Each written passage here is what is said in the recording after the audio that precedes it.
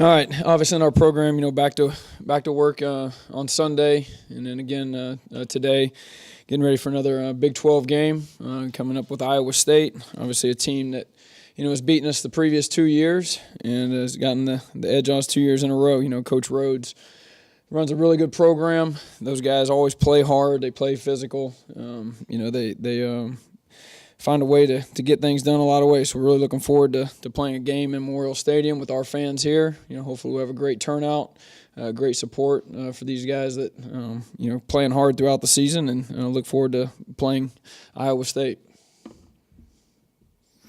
It sounded after the game like you weren't too worried about picking up and moving forward after that Baylor loss. Did you see them even throw that out by the time you got home, or did it take a little while? Or? Yeah, I don't think it was by the time we got home. Obviously, you get beat like Baylor beat us. It's a tough loss. They got after us pretty good, and it takes a little while to bounce back from that. As soon as the game was over, we started addressing that. We prepared. We obviously didn't prepare well enough. We got beat by a very good team.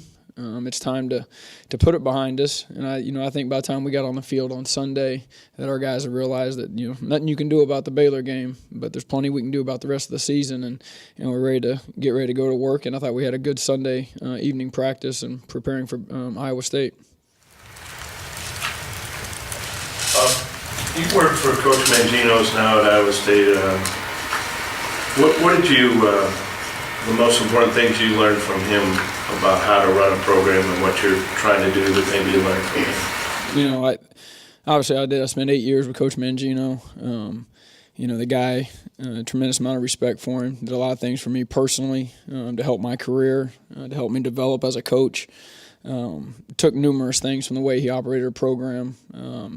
If you want, a few of the things is his work ethic is second to none. We worked extremely hard. We paid attention to the details and learned little things do matter. And, we worked hard and developed a good program. When's the last time you talked with him? It's been a while. Yeah. You looking forward to it? I know you've said over and over that this whole thing isn't about you, but and you'll obviously have bigger stuff to take care of on Saturday, but this reunion is something that will be kind of special.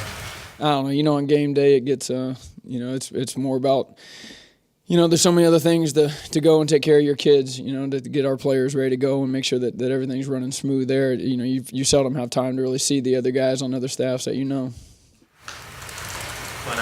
just look at their offense and what they do you recognize some of the stuff from when Coach Mangino was here? I think, there are some similarities. It's different. Football has changed in the last, since whatever years I'd been, 2009. Football has changed, and there's just a lot of different wrinkles, things going on now that they're up to what everyone else is doing, to where that 2009 stuff is kind of, teams have moved through that. But, it's a similar offense, but there's a lot of different parts to it. Because of their struggles and KU's the last few years, you guys are kind of always grouped toward the bottom, obviously, there. But what's it been the last couple of years that's allowed them to have the upper hand on you guys in your head-to-head matchups? It's hard to tell. I think it kind of goes back to what I started with what a Paul Rhodes team usually does. They show up. They play hard and they play physical, and they usually don't beat themselves, and I think that's been one of the things that has shown up in the last two times that they showed up and were better prepared to win that game than we were.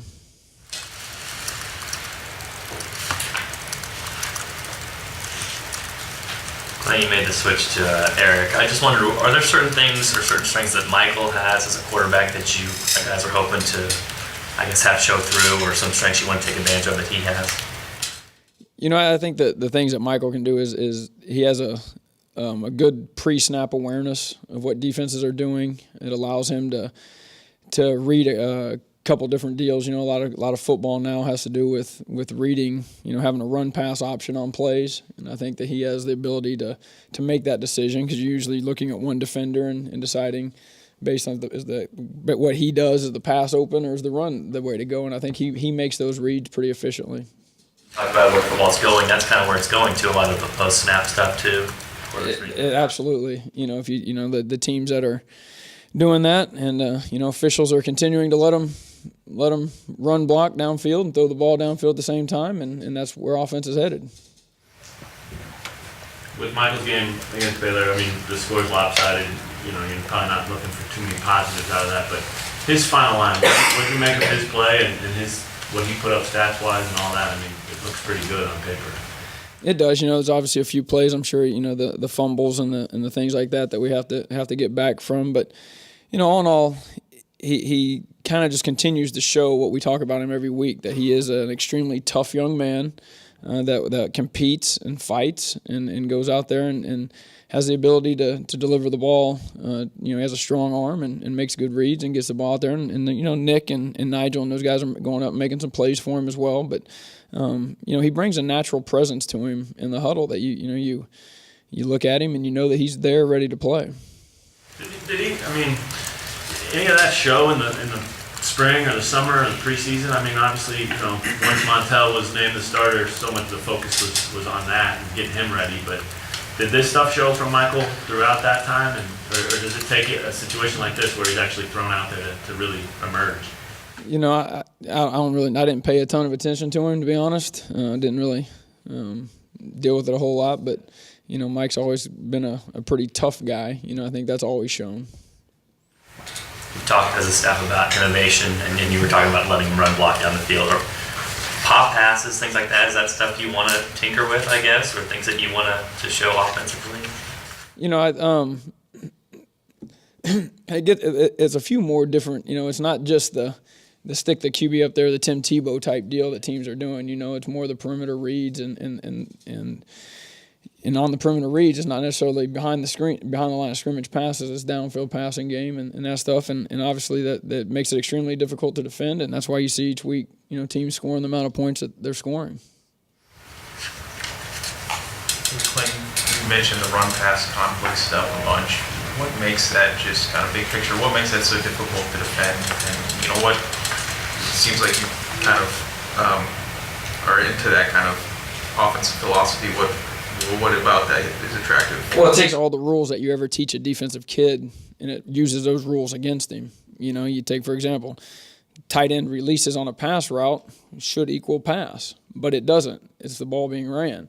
Guard pulling on a power play should equal run, but it's not. It's a pass, and it's those kind of things. It takes the rules that you teach defensive players, and it uses it against them.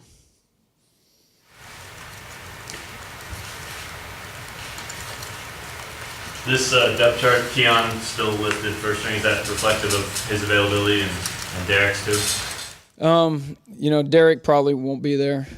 Keon, we're hopeful. He's a little bit more day-to-day. But, yeah, Derek will be out for this game. How about DeAndre? Still day-to-day with him, too. We're so hopeful there as well.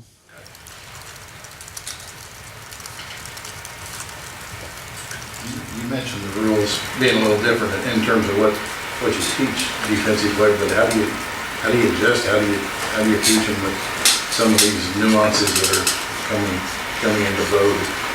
Well, what you do is you and it's where coverage parts are becoming more critical, that you try and take about every guy you can, and you take them out of that situation to where they're not a two-way guy. It's not the old thing of a safety reading a guy and then having to fit off of it. You kind of have to take him out of that. He's either a cover guy or he's a run-fit guy, and it puts you in those dilemmas a little bit, which a lot of times creates the isolations and the matchups that you see on the perimeter. With the co-offensive coordinator situation, how does that flow of communication work? Those guys are, even as an entire offensive staff in there, we spend a ton of time as offense and defensive staffs together. So the communication's always bounced off the wall, really not just amongst, the two coordinators, but amongst the entire staff. And those guys, they come in there and you look at your plan, you start going through what you think's good and bad and picking it apart as a whole group, and the coordinator just kind of, has the final say on what he really wants and what he's truly trying to put together. But it's always a collective effort. When a specific player gets to the point where he's getting flagged a lot, does it become troublesome how to deal with it? Because if you say don't, yeah, it becomes very troublesome. You find yourself in a position where a guy has to be able to correct his mistakes. And if you can't correct his mistakes, you obviously the next step is to get him out of the game. And then you hope that when you get a guy out of the game, that the guy goes in the game can do it better or do it at least equally as well. And sometimes that's not the case. Clint, you mentioned Coach Mangino's attention to detail. Was there anything specific that he did that you thought at first, why are we getting into that kind of detail, or can you cite any example?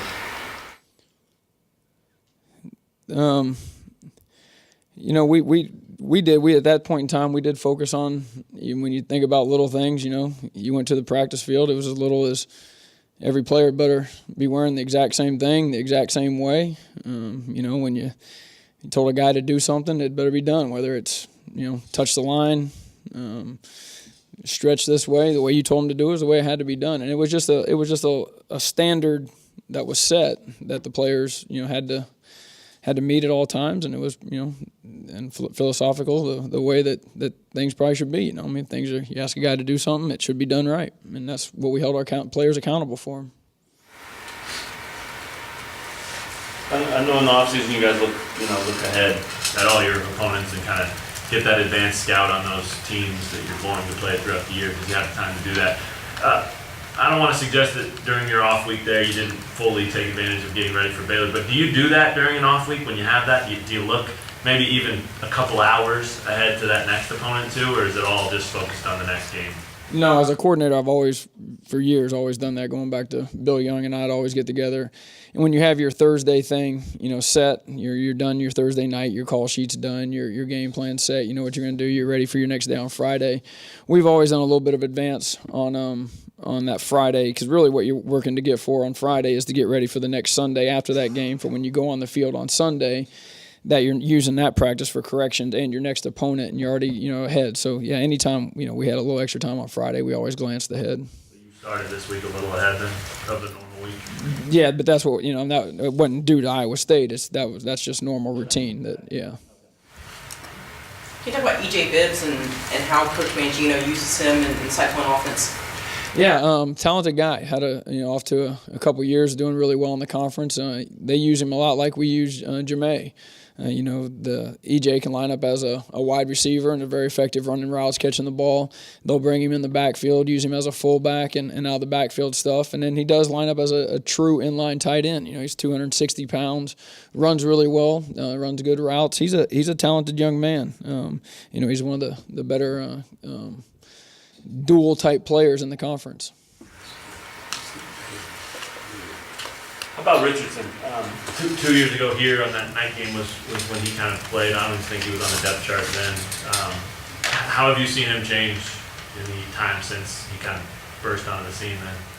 Well, he's become a lot more accurate in the throwing game. He's throwing the ball well. He's a running threat, whether by designed QB run games or on pass plays scrambling. He's an athletic kid. He runs well.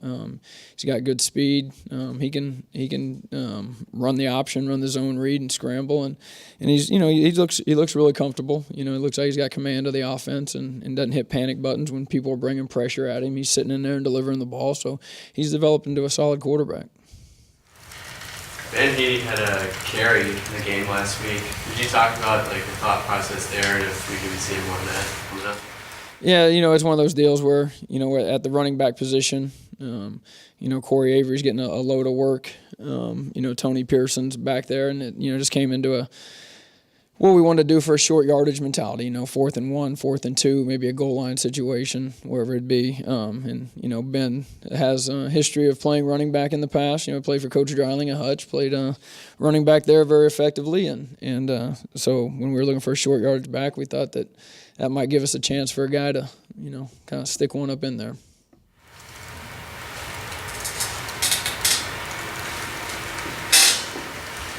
When you look at Iowa State's personnel, you just mentioned after the Baylor game how, you want to play offense like everybody else in the Big 12. But when you look at their personnel, do they have the same challenges that you guys have? And is that why they've sort of been, down at the bottom of the standings there too? Or do they have more of the typical Big 12 talent and roster that you see everywhere else? I think they have good players. All of us are hunting for the the mega stars and the superstar guys, but unfortunately there's not a ton of those out there. A lot of us are playing with really good Big 12 football players up and down our roster, and all the kids I look at Iowa State, they all look very deserving of being Big 12 football players to me. They have guys on this team, the O-line that play well. The running back kids are a good player. We already mentioned Bibbs on the other side of the ball. Their 2 D linemen, Jensen and Morrissey, are good. Their 2 DBs are good.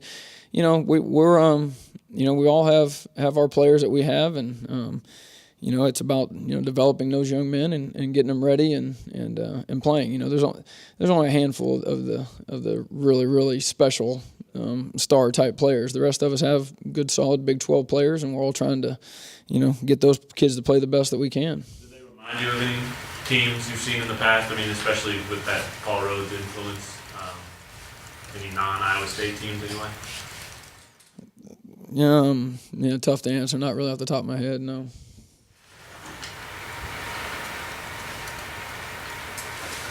Now you talk about what works here at Kansas, and you've seen what's worked here. I just wonder, big picture, offensive line-wise, what has worked here, or what do you think the formula is to create a really successful offensive line?